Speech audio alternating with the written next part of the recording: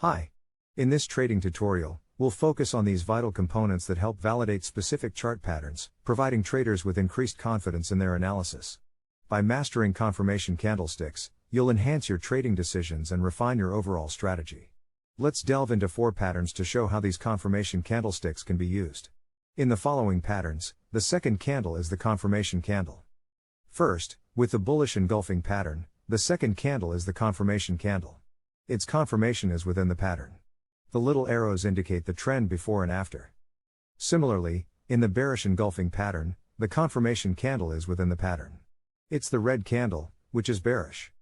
Then, in a pattern like the red hammer, you'll need an extra confirmation candle like this one on the right. A green candle, bullish.